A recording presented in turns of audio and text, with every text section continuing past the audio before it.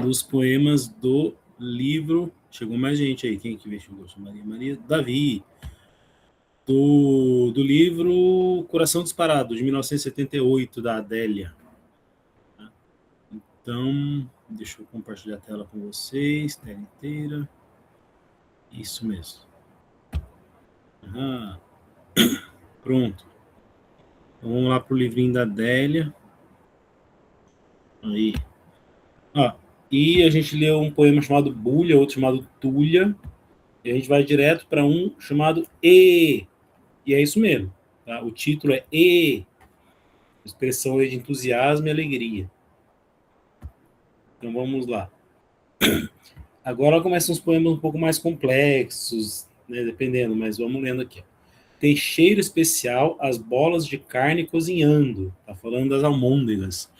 O cachorro olha pra gente com um olho piedoso, mas eu não dou. Comida de cachorro é mochiba, resto de prato. Lembrando isso aí de 78 e até a minha infância, nos anos 80, 90, cachorro comia o que sobrava da mesa. Não era tratado a pão de ló como os pets são hoje, não. As pessoas amavam muito, mas tratava lá. Sobrou do almoço, se dá pro cachorro. Se lembro disto de noite e estou sozinho no quarto, acho muito engraçado e rio com estardalhaço. A vida é mesmo pândega. Então, tipo, ela tá lá só lembrando de coisas engraçadas e achando toda a vida muito engraçada. Dona Ló costurou para Dona Corina, que até hoje não pagou. Você vê que ela tá colocando coisas de soneca. Ela pensou do cachorro, daí tá falando da Dona Ló com a Dona Corina. E bem que pode, já que exibe no lixo papel higiênico sublime, que é o melhor e mais caro. Então ela pode pagar porque ela tem dinheiro. Papel sublime é o melhor que tem, papel higiênico. Mas os meninos se vingam.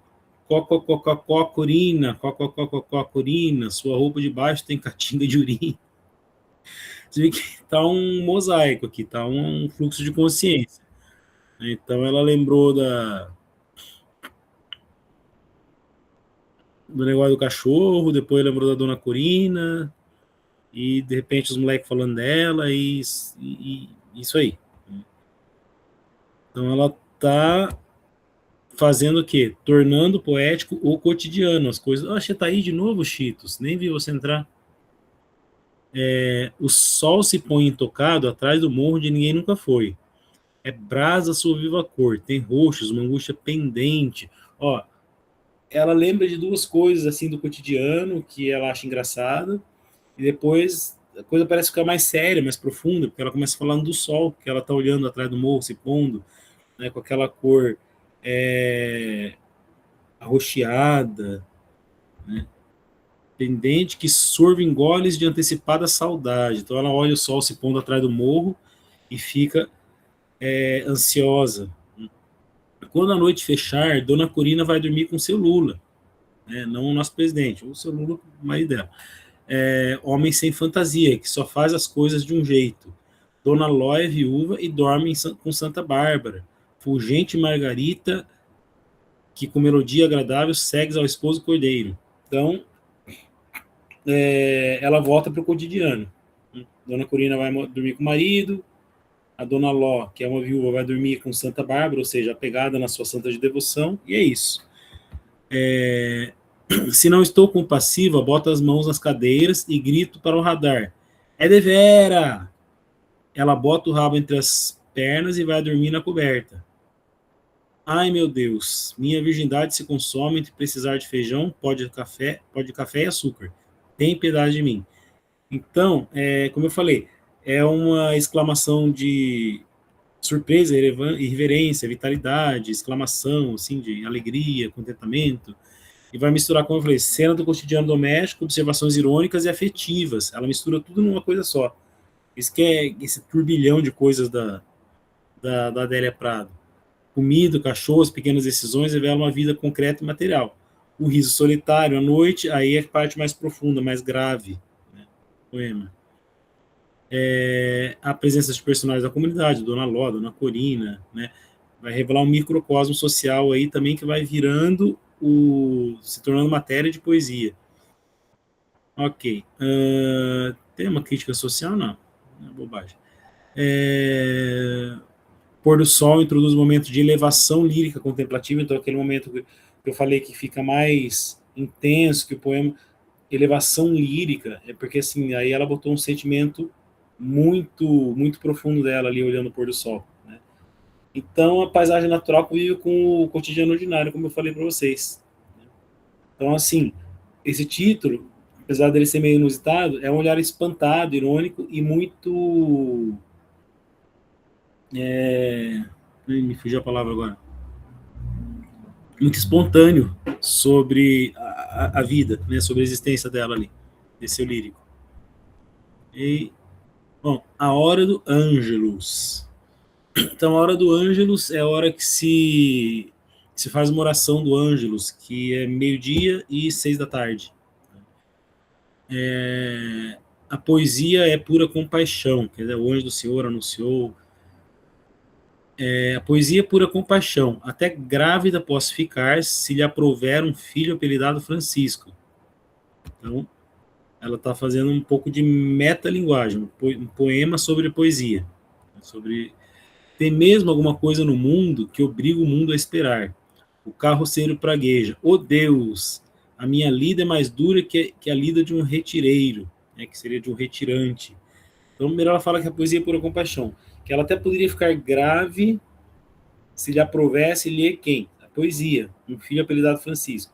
Então, assim, a poesia é capaz de criar a realidade, criar realidades, né? E daí ela tem alguma coisa no mundo que obriga o mundo a esperar. Então, ela está fazendo uma reflexão filosófica aí. Aí ela coloca uma cena do cotidiano, do carroceiro conversando com Deus, dizendo que ele leva uma vida mais dura que a de um retirante, né? De alguém que deixa sua terra, viaja, tudo.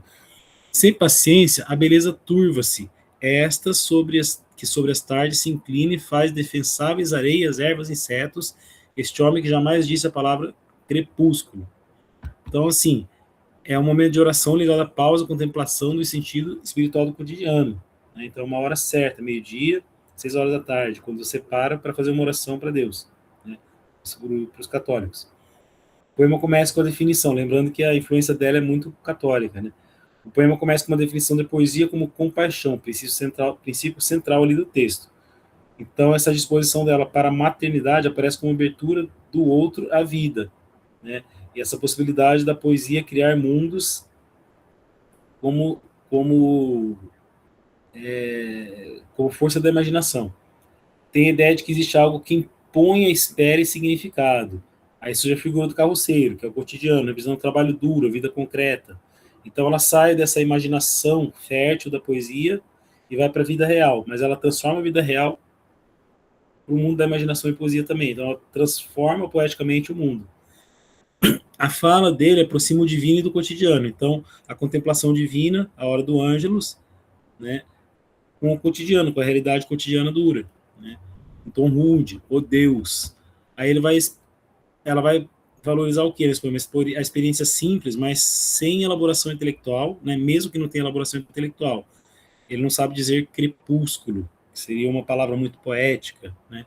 A beleza está presente nas coisas humildes, ervas, areia, insetos, enfim.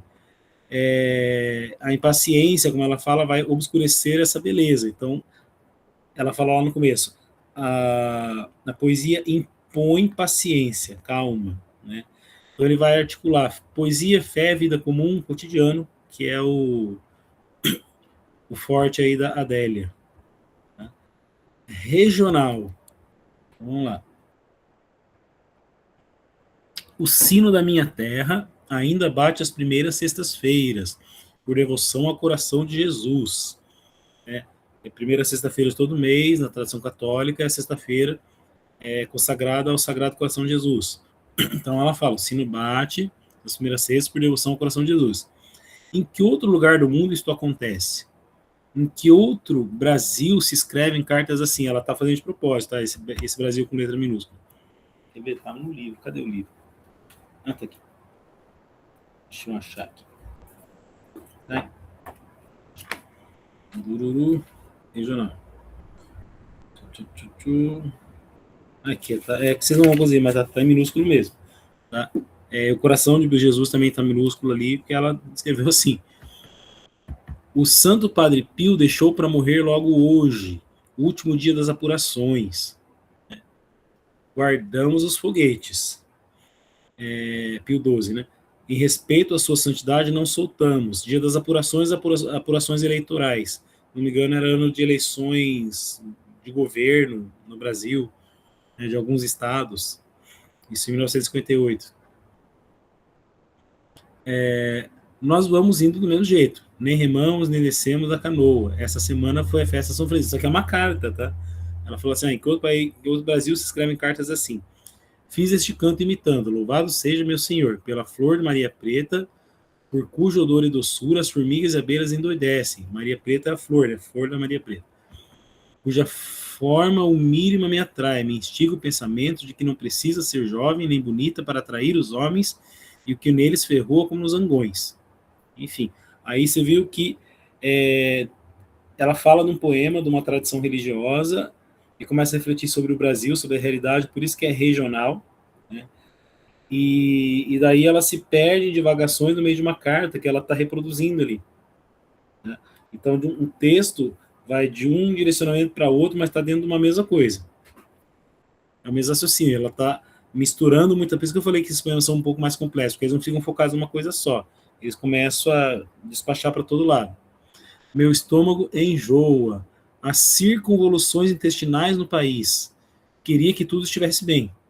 Queria ficar noiva hoje e ir sozinha com meu noivo assistir a Os Cangaceiros no cinema. Referência lá ao filme que fez sucesso na época dela. Queria que nossa fé fosse como está escrito: aquele que crê viverá para sempre. Isto é tão espantoso que me retiro para meditar. Espero que ao leres esta estejas gozando saúde, felicidade e paz junto aos teus. Tipo, isso aí é a carta dela. Então ela começa falando sobre uma coisa, abre uma reflexão sobre em que outro lugar teria uma carta como essa, e isso aí é a carta. É uma carta que vai começar a tratar de vários assuntos, assim, um depois do outro, justapostos, e, enfim. É um modo de vida local com práticas culturais e religiosas específicas. Vai valorizar tradições interior, os sinos, devoções católicas, tem essa forte essa presença da religiosidade popular, né, integrada no cotidiano. Aí ela vai imitar cartas antigas, criando um tom afetivo, comunitário. O episódio da morte do Papa mostra como o global é vivido de forma local e concreta. Então, não vamos soltar fogos porque o Papa morreu, ali naquele microcosmo, naquele regional, naquela regiãozinha dela. A rotina segue, né? Nem remamos, nem descemos a canoa, sugerindo continuidade da vida. Aí vai a festa de São Francisco, um momento de louvor e poesia. A natureza simples, flor, inseto, valorizada como expressão do divino. Ele vai refletir sobre si, vai relativar padrões de beleza e desejo. Você vê que tudo isso está numa carta, né? Está na reprodução de uma carta fictícia ali. Crítica a realidades, né? Tem uma críticazinha, assim, o país vai mal, né? Circunvoluções intestinais do país, aí mistura espiritualidade, cotidiano, inquietação pessoal, é tudo isso, né? Então, agora, o que a gente vai vendo nesse direcionamento desses poemas de hoje, da Adélia? Ela começa a misturar vários aspectos da vida no mesmo texto. Tá? São textos mais complexos, mais cheios de coisas misturadas ali. Mas a gente vai dissecando, descascando e vendo. Então vai ter os desejos simples, amor, cinema, vida afetiva, a fé volta a aparecer com força no finzinho do poema ali, né?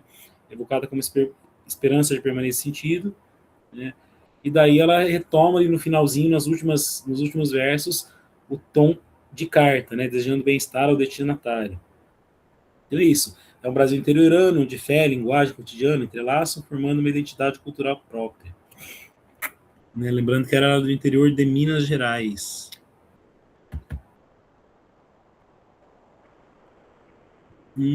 Olha uma prosopopeia aqui, que legal. Prosopopeia é quando você pega coisas que não são humanas e trata como se fossem pessoas, humanos, né? Na minha terra, a morte é minha comadre. É igual quando o Carlos Drummond de Andrade lá fala que o medo é nosso pai e nosso companheiro. Né? Subo a rua Goiás atrás de coisas miúdas. um chinelo, uma travessa, uma bilha nova, e à medida que subo, mais chego perto do campo onde dormem, sem sobressaltos, o pai, a mãe, a irmã, a menina, que no segundo ano se chamava Terezinha. Então, de que ela está falando? Campo Santo, pessoal, é cemitério, tá? É um outro nome que se dá para cemitério. Cemitério é um Campo Santo. Então, ela está falando que na terra onde ela vive, a morte é comadre dela, ou seja, a morte é alguém muito próximo dela, porque ela teve muitas experiências de perdas de pessoas, né, desde criança. Então, a morte está sempre ali do lado dela, como se fosse uma comadre. Então, ela sobe a Goiás para fazer compras, né, para ir atrás de coisas do cotidiano, do dia a dia, e daí ela passa ali perto do cemitério, né? Aí, onde dormem sem sobressair, eles não estão dormindo, eles estão mortos, né? Onde estão ali, dormem as pessoas, o pai, a mãe, a irmã e uma menina que ela conheceu na escola, né? Grande tarefa é morrer. Até lá, rondo os muros, né? Em qualquer parte da cidade, oriento-me pela mão estendida do Cristo de mármore preto no túmulo do coronel. Então, até lá, assim, é uma grande tarefa morrer. E até lá ela vai rondando os muros, até o cemitério, né? Em qualquer parte da cidade ela se orienta por um túmulo, porque é um túmulo grande, é que é o nome? Aquelas capelinhas que fazem, gente, eu esqueci o nome do negócio, mas sabe aquela construção, e daí tem aquela construção com Cristo, então aquele Jesus de mármore preto lá, você vê de qualquer lugar da cidade, então você se orienta por ele, de um coronel, então de alguém poderoso. No cemitério é bom de passear, a vida perde estridência, o mau gosto ampara-nos das dilacerações. Então, é gostoso de passear no cemitério, porque a vida perde a urgência, aquela barulheira, porque ali é silêncio. Ali é um lugar morto, em vários sentidos. Né? Então, ali você descansa do corre-corre, das aflições cotidianas. A gradinha de ferro defende o exíguo espaço onde mais exíguos os ossos se confinam. A gradinha de ferro lá defende, né, protege o espacinho onde estão os ossos, né, dos mortos. Ossos que andaram, apontaram e voltaram a cabeça e sustentaram língua e olhos e fizeram arcabouço para a voz sob o sol. Santo remédio, erva de bicho, dá na beira do rio. Então, esses ossos, isso aí é metonímia. Tá? Eles apontaram, voltaram a cabeça, tá falando assim, esses ossos um dia foram vivos e fizeram tudo isso. Voltaram a cabeça, sustentaram, mas está falando da pessoa. Né? Então, eles fizeram parte de pessoas, né? E eles foram vida em outra época, agora são só ossos. Então, você vê que esse poema tem uma profundidade bem interessante. O mistério não me fulmina porque a inscrição tem erros e no túmulo de Maria Antônia, que morreu por mão do marido, os pedidos maiores são de emprego. Olha só, né? Que as pessoas têm aquelas devoções particulares, né? E vão fazer pedidos ali no túmulo da pessoa. A pessoa não é santa nem nada, não foi canonizada, mas existem devoções particulares por pessoas que os fiéis, às vezes, veem como santas, e daí pede intercessão para a alma dessa pessoa. E daí tá lá as pessoas pedindo emprego. Né? Enegrecidas de chuva e velas, adornadas de flores sobre as quais, sem preconceito as abelhas porfiam, a vida e a morte são uma coisa só. Então, ali onde estão os mortos, né, tem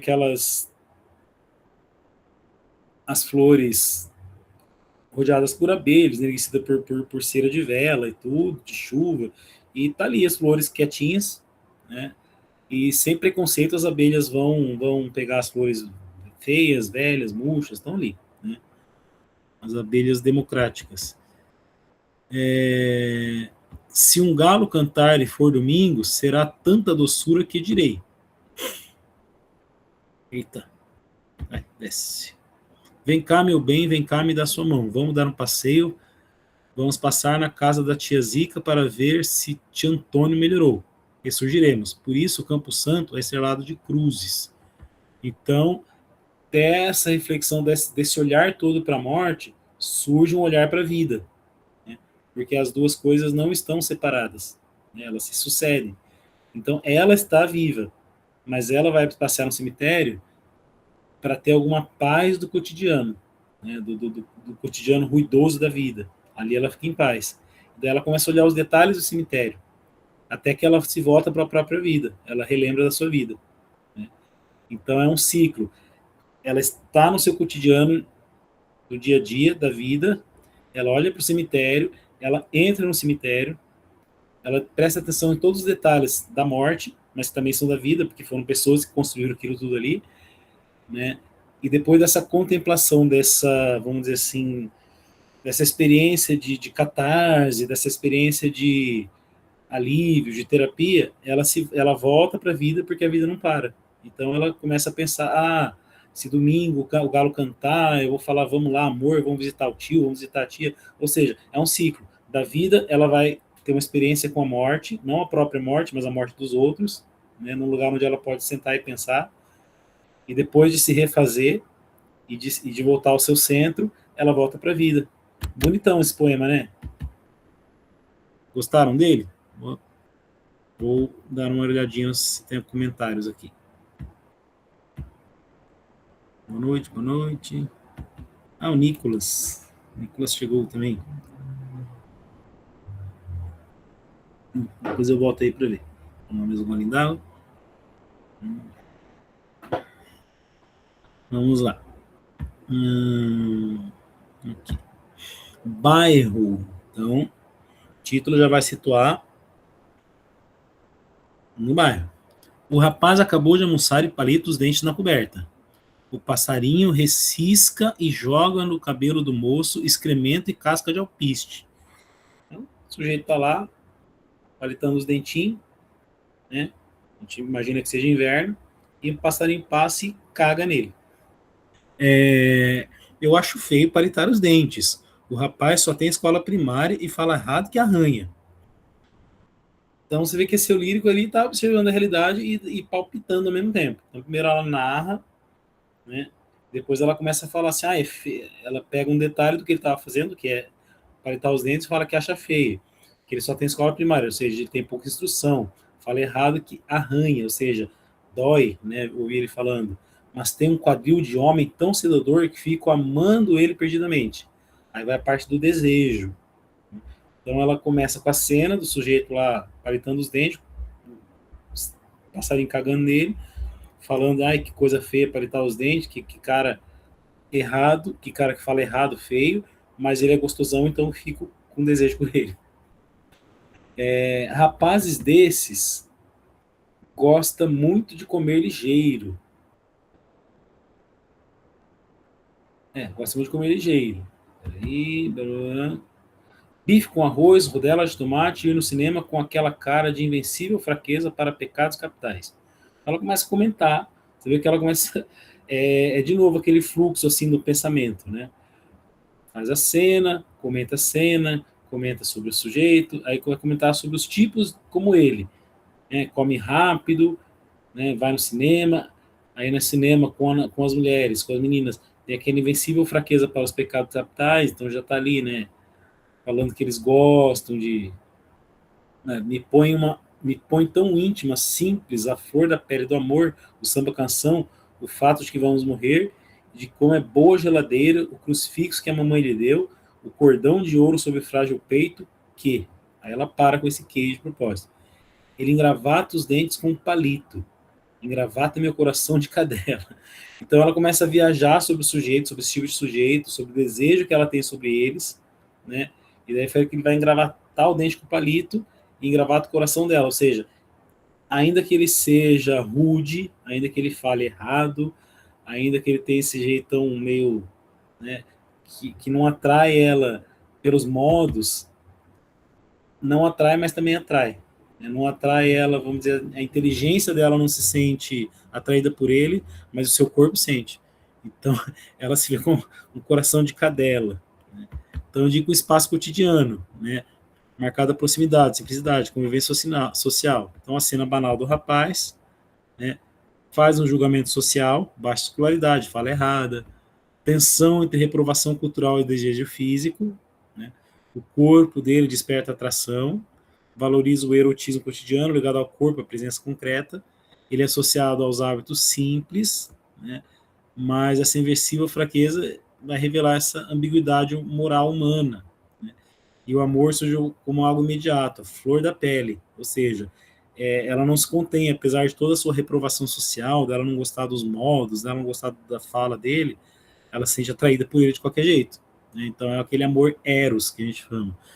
Então mistura desejo, banalidade, consciência existencial, e daí ela fala que ela esgravatada, né, o coração do eu lírico. Então, ou seja, então ele vai passando o fio dental, vai meio que engravatando os seus dentes, né, ali enquanto está fazendo a limpeza, mas ela também está laçando o coração dela, o sentimento dela, né? É bonitinho. Gênero, vamos lá. De novo, indo para o caminho do desejo.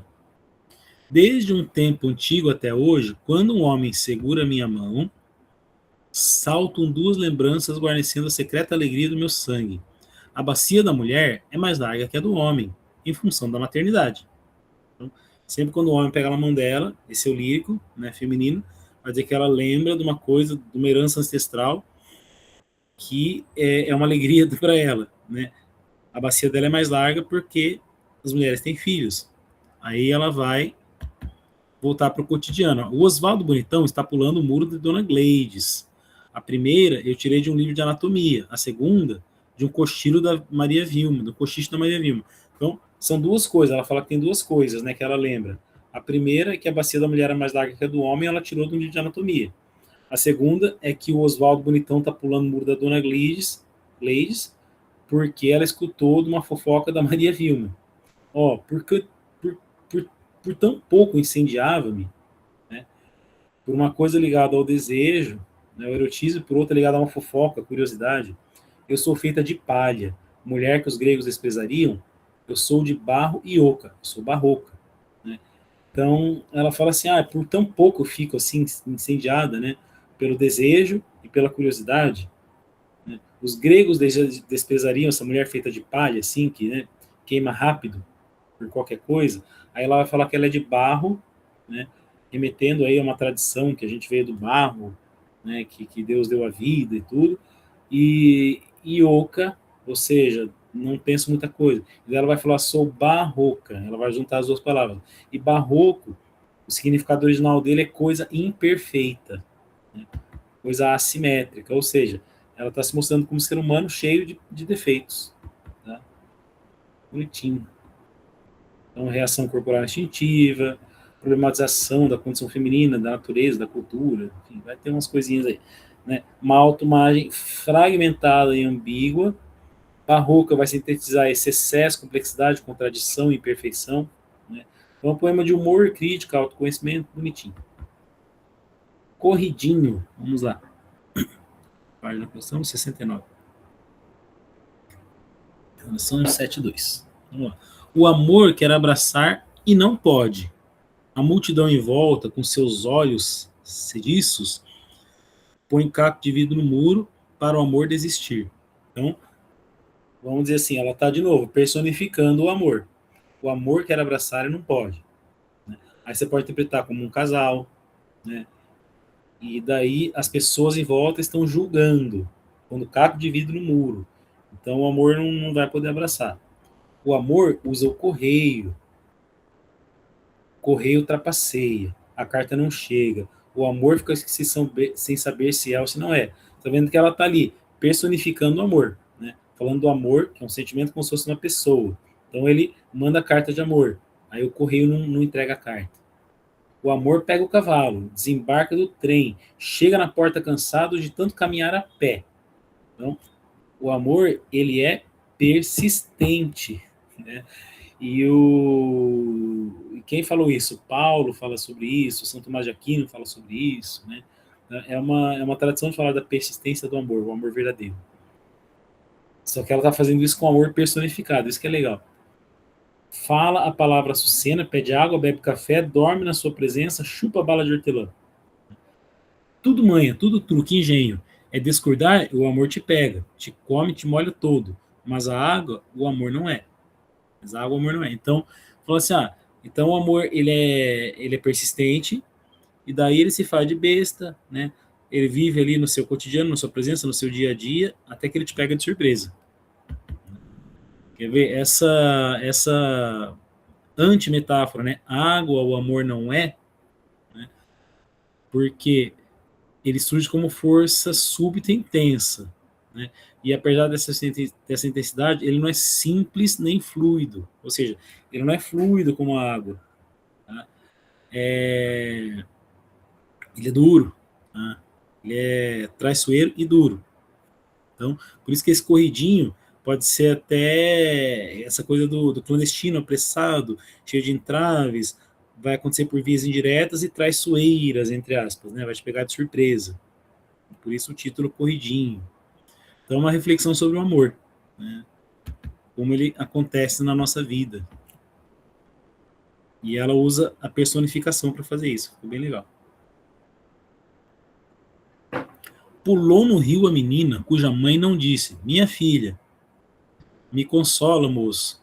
Fala uma frase feita com meu nome, para que ardam com os crisântemos e tenham Feliz Natal. Me ama. De novo o desejo ali, né? Os homens de nucas magras furam os toicinhos com o dedo. Levantam as mantas de carne e pedem 1 quilo de sebo. Tem uma rima legal aqui. Toca minha mão, quem fez o amor, toca minha mão. Quem fez o amor não vazará meus olhos, porque busco alegria. Então ela está num tom ali de súplica, né? Numa situação de limite, desespero, pedindo afeto, pedindo toque.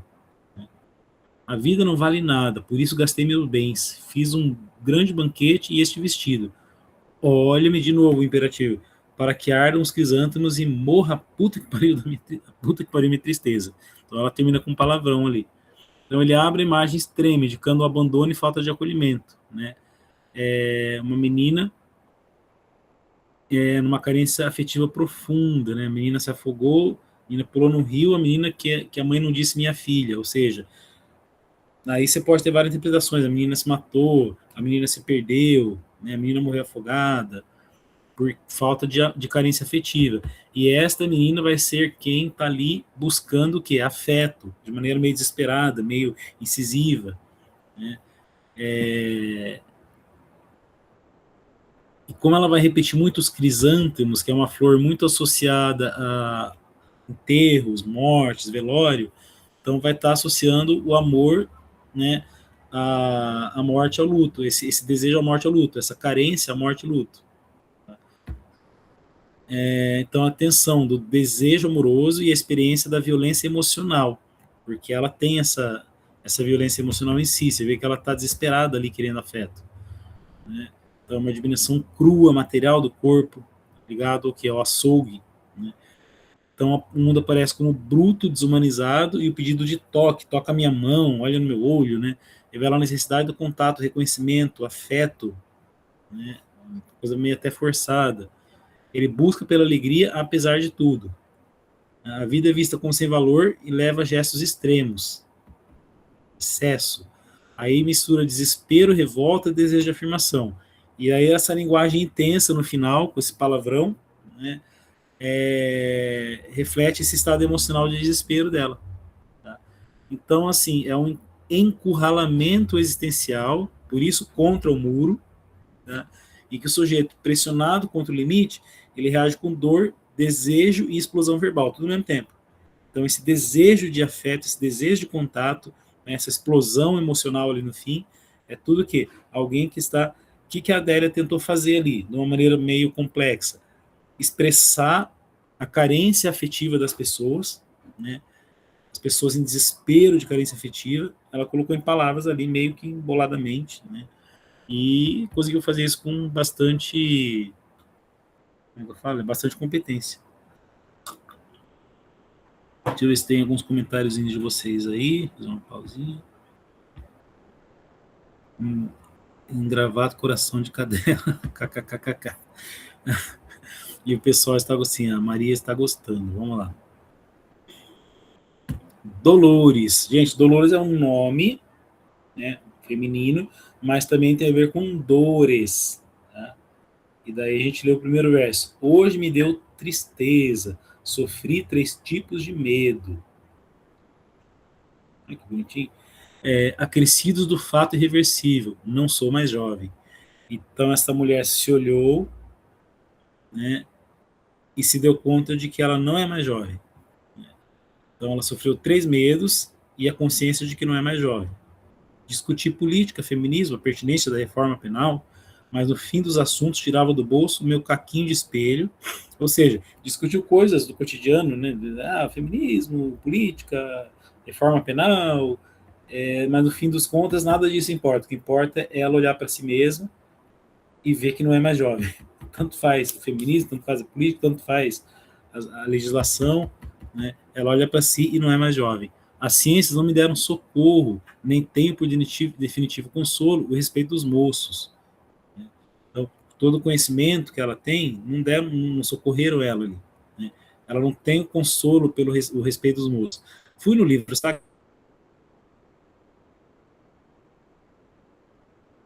sagrado, na Bíblia, buscar perdão para minha carne soberba, e lá estava escrito. Então, foi pela fé também que Sara, apesar de idade avançada, se tornou capaz de ter uma descendência. Então ela conta com esperança, ela vai ler um trecho lá do Antigo Testamento, né? Sara, que já tinha idade avançada, mas se tornou capaz de ter descendência, né? E daí, se alguém me fixasse, insistir ainda, num quadro, numa poesia, então ela vai buscar consolo na Bíblia, lendo lá, né, das mulheres. Tem muitas mulheres idosas que acabam engravidando e tudo, até a tia do Jesus, né? Eu esqueci o nome dela, mas é a que é visitada por Nossa Senhora. É mãe do João Batista. Eu mesmo, esqueci o nome dela. E daí concebeu já em idade avançada, mas ela não se consolou. Aí ela fala assim, se alguém tivesse me transformado num quadro ou numa poesia, ou seja, por quê? E daí ela estaria imortalizada, apesar da sua velhice. Né? Por quê? Você olha velho, você não tem mais a beleza da juventude. E você sabe que a morte está cada vez mais próxima.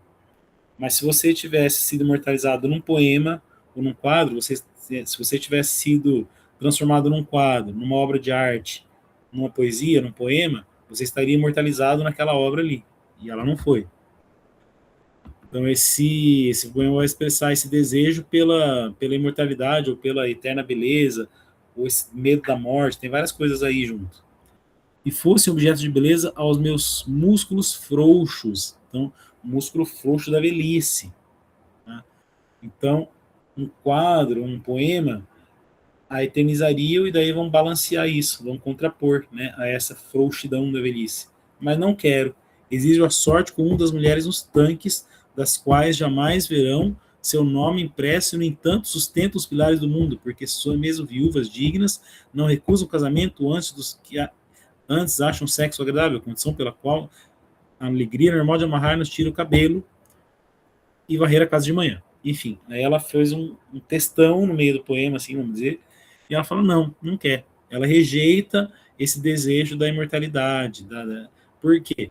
Ela quer ter a sorte das mulheres comuns.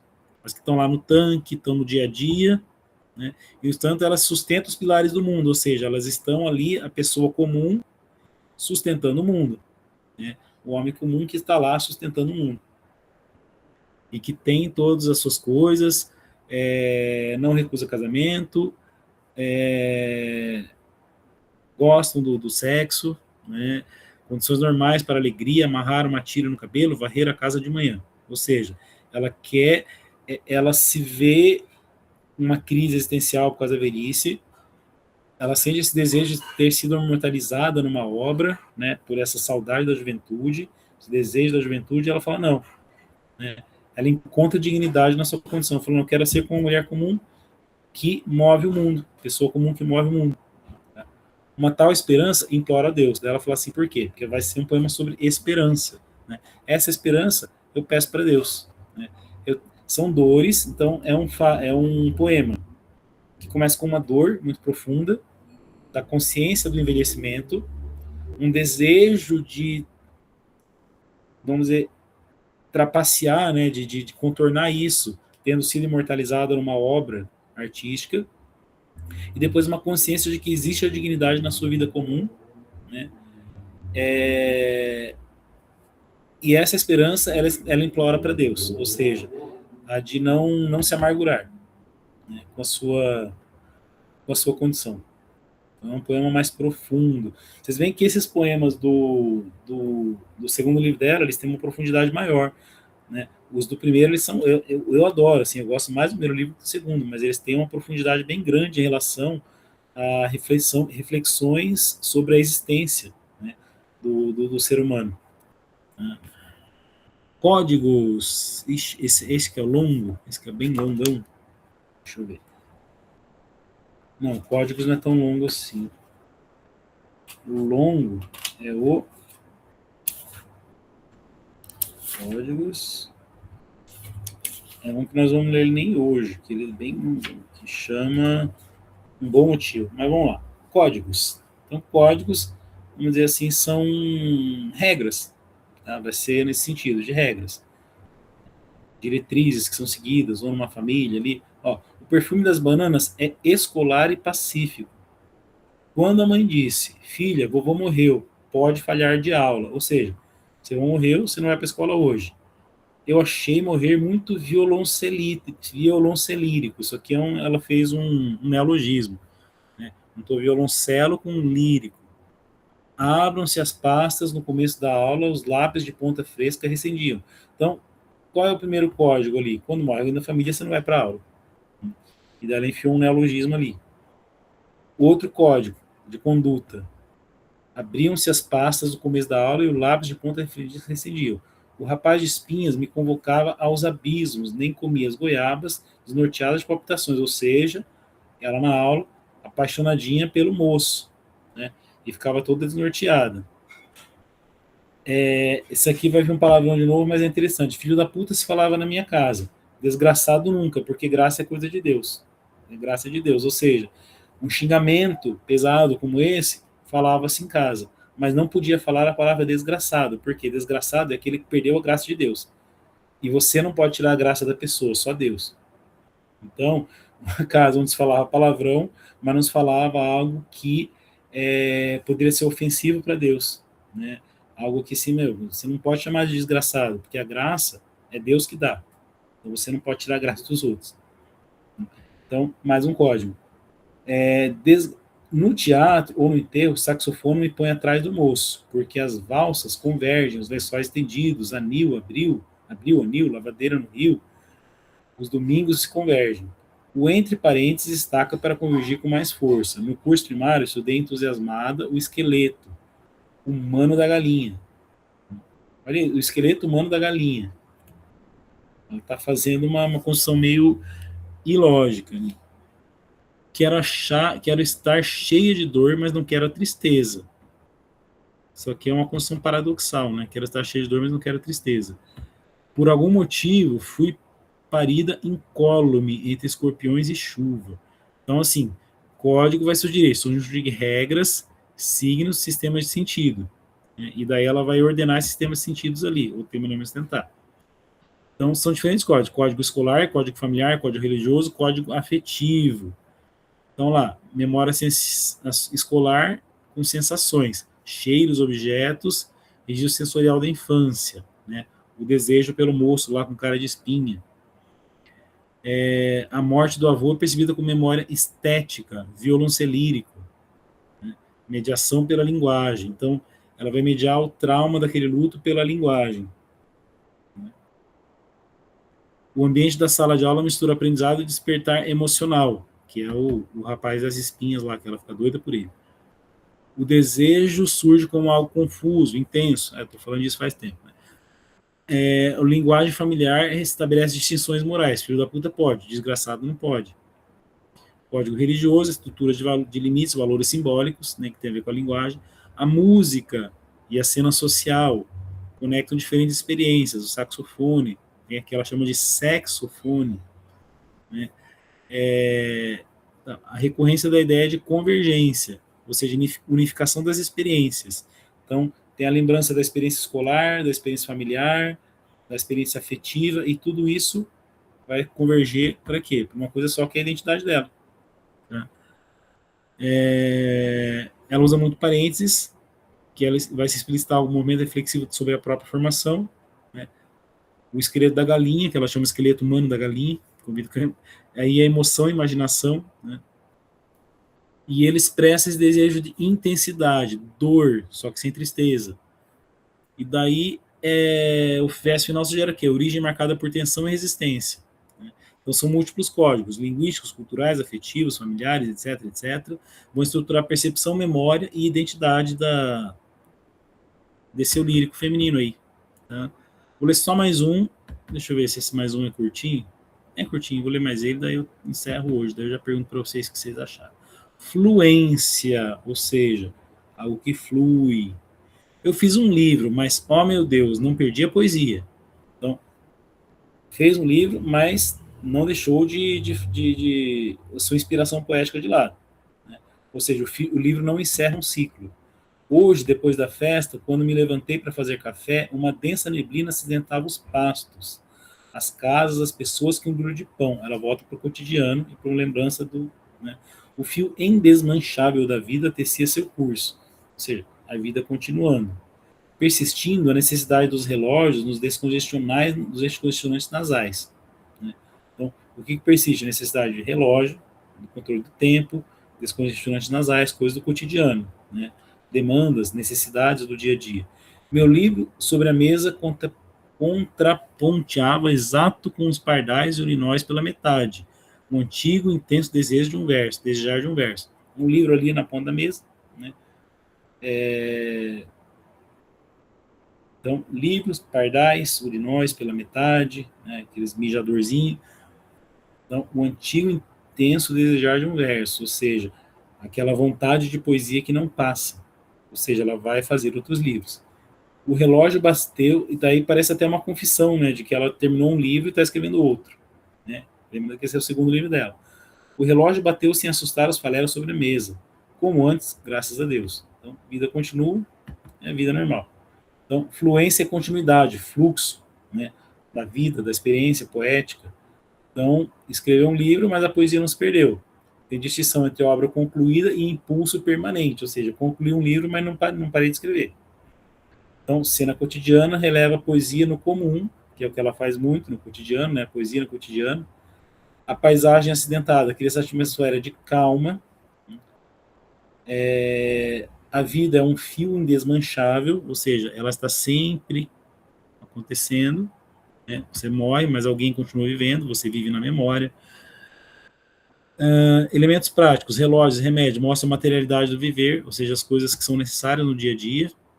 O livro convive com as outras coisas, então o eterno com o cotidiano, né? Porque o livro ele é eterno, no sentido de que os sentimentos, as experiências estão eternizadas no livro. Desejo de escrever permanece ativo, mesmo depois da realização do livro. Né? Normalidade é valorizada como forma de equilíbrio, então a vida comum, e a presença de Deus, que é o sentimento de religiosidade com gratidão, com gratidão tranquila. Né? Então é isso. Então é um livro, é um poema sobre vamos dizer assim, a continuidade da vida de maneira tranquila e grata. Né? Então, e ela mistura um pouco aí da sua experiência de poetisa no meio. Tá certo? Gente, por hoje deu. Vou perguntar para vocês o que vocês acharam. Deu de leituras aqui, né? Gostaram dos poemas lidos hoje? Não tem problema, Gustavo. Põe um alarmezinho. O Nicolas tá pondo o alarme agora. Isabel, não sei que Isabel é essa que você falou, mas tudo bem. Vamos lá. Parar de compartilhar a tela. Buscar os cheats para mostrar para vocês daqui a pouquinho. A Isabel. Ah, Isabela. A Isabela Primo. Amou. Não sei porque a pessoa perguntou a Isabela ali. Isabel. Enfim. Espera aí que eu vou buscar o gatinho ali para se despedir de vocês. Vem cá, menino.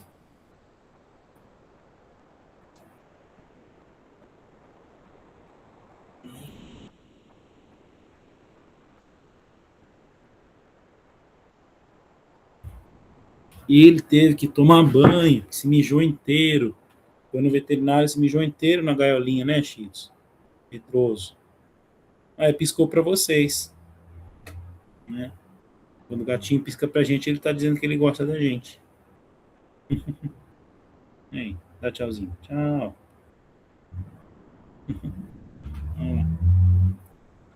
Beleza, pessoal? Deixa eu encerrar a gravação aqui. Agradeço a presença de vocês. W Cheetos. O que é W Cheetos? Não estou entendendo nada. Ah, Isabel, isso mesmo, desculpa. Eu tinha esquecido o nome dela, gente. Santa Isabel, exatamente. Amei essa fórmula dela de expressar o desejo carnal. Sim, sim, ela tem, isso é muito forte nela. Certinho, gente. Gente, eu tô meio rouquinho. Então eu vou encerrar, né? Já está no horário mesmo de encerrar. Agradeço a presença de vocês, tá? O interesse, estou vendo que vocês estão gostando bastante. E semana que vem a gente não se vê, porque é feriado, né? A gente se vê na outra. Semana que vem é 1º de maio. Então, na outra sexta-feira, dia 8, a gente se encontra aqui, no Meet. Beleza?